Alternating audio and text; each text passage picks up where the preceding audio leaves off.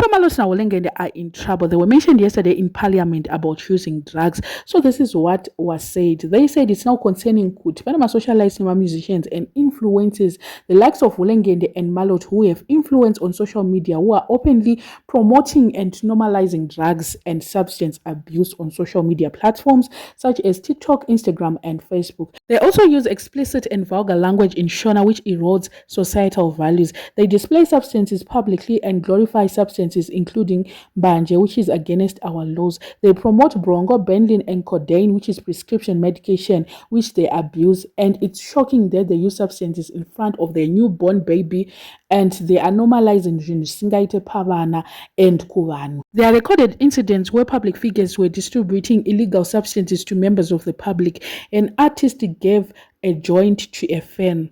So hanzi neparliament titori nema videos evanhu ava. Handimaiti they are above the law and vaihypwa nemafollowers. Indakataura kuti mafollowers anokusiya uchinonobatana nelive wire vakakutarisa vachikuhypa, and kana zvasvika kuparliament kudai so vanokusiya kuti handi takakuudza, asi ndo vaita kuti munhu abude nebrongo pamalive achibuda nembanje vachita sei, which is against our laws. Hakuna kwakambopasiswa kunzi mbanje dzakubvumidzwa, but ivo vaita kunge movement yavo iri above the law. So parliament said they need to be penalized and they need to be monitored. My social media accounts avo arikunzi they need to be watched. They should be held accountable of what they are doing.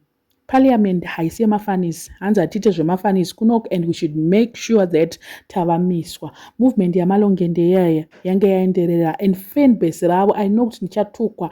Fan base racho I think kuti maturity ichiri kuleka, ichitori very far, ndo vari kudestroy career yemunhu bit by bit.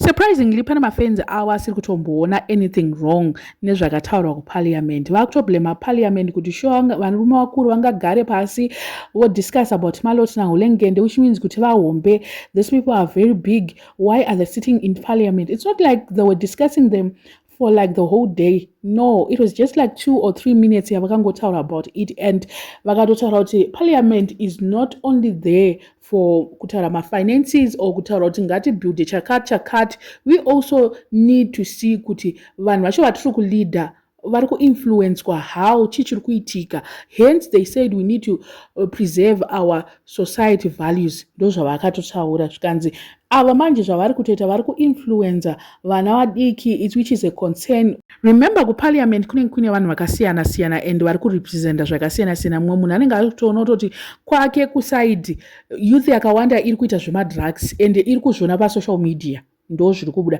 So social media sometimes can be dangerous because it influences vanhu. Ndosaka tichivati ma-influencers. Ndosaka vanhu vachipedzisira vazobirwa because vanenge vati I was influenced namadam boss, I was influenced namaititi, vanenge vaona. So zviri kunzi panapa vanhu ava vatonetsa, vari kuinfluencer vechidiki. Vari kuona senge zvisina like zviri normal. Look at how people are normalizing kuti pamalot.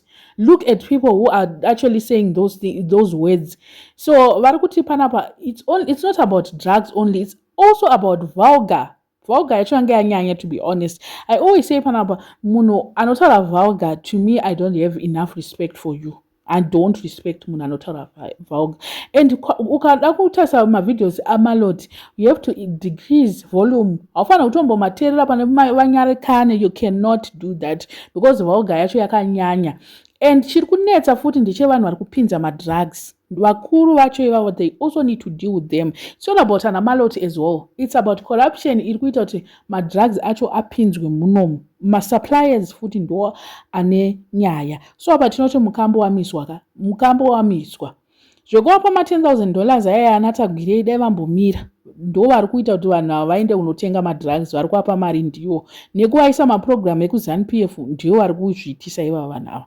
Handi ndo vekuti handi vakadada paipa vachi, like I saw a compilation. I thought actually there are compilation on the internet vachitaura about Brongo. Pamwe ndo zvakaona honorable ivavo, I don't know. Because handi vakati zveni ini ndinotodada neBrongo nekuti ndaitomborwa mahard drugs. Mai vangu vakatondiona ndichitotuka kuti pamaloti vanototi zviri nani pano kuti vana vaimboita zvemadrugs vachienda mujeri, hanzi vanotofara vakatozviona izvozvo ndichitotuka kudai so vanototi at least vana vangu vakukwanisa kutotaura zvakadai so vakuita zvakati, because there was a point yekuti vaifunga kuti pamwe vachafa nenyaya yeoverdose yemadrugs. Hanzi vakatotaura kuti pamaloti pako vanotoona kuti zviri nani because vanga vari mbavha. It's an achievement to them. Imagine.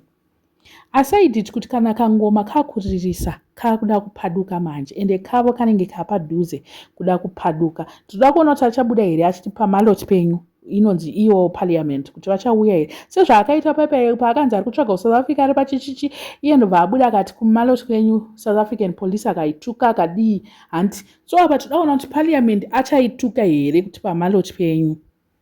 Imi munofunga kuti dzimwe nyika hadzina vanhu vanoita madrugs here? Chimbonyatsondiudzai. Vedzimwe nyika havaiti zvemadrugs here, macelebrities eko.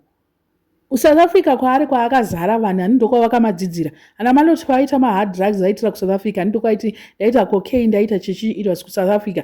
And then muno muZimbabwe akauya vakumawana it's now easy vakumawana acho. Ndoko zvakatangira ikoko. Kunoku it wasn't like this. To be honest, madrugs tatinganyanyo maziva, we were shocked kuti akangopinda all of a sudden. Ivo ana maloti vari kutaura zvekuti kuSouth Africa, mufunga kuti South Africa macelebrity ekwano, are they not doing drugs as well? Are they not using? Havapefoma vanhu vangana tinonzwa vachinzi vanoita zvemadrugs, but have you seen them pressing a live or taking a video? Or vanotoita in secret because dzavo 5 dzirimo dzinodhonza. Despite using madrugs vanenge vachinyatsozototi they've got malimit ekumashandisa, they've got limit. Government haifaniri kuita find out, otherwise they are in trouble. But ava vari kuto undermine government. Ndozvavari kutaura kuti government yedu haiwawo mnangagwa hapana government hapana zvatinoitwa. Ndo kubuda kana madrugs vachimakshowa. What was that? Mukona the respect for government haipo.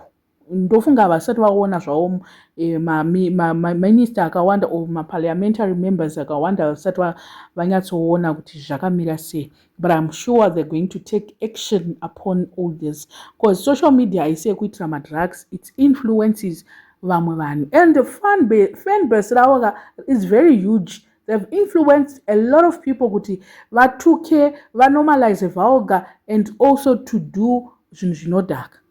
Ipapo ndinosapota hangu neparliament nevanhu vangu vari muparliament. Handizivi hangu, I don't know kuti vachaita what action are they going to do, but anyway we would like to see action yacho ichiitika.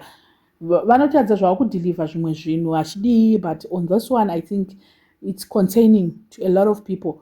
IZANU-PF zvayo, but ndongotanga kungoagreeawo nawo ipapapa chete ndopanengatoti yes madrugs it's becoming a national crisis chaiyo. So I think they should put an action to this. I don't know what you guys think. Let me know in the comment section what are your thoughts. When you're a subscriber, please make sure that you're subscribed, and see you in my next video.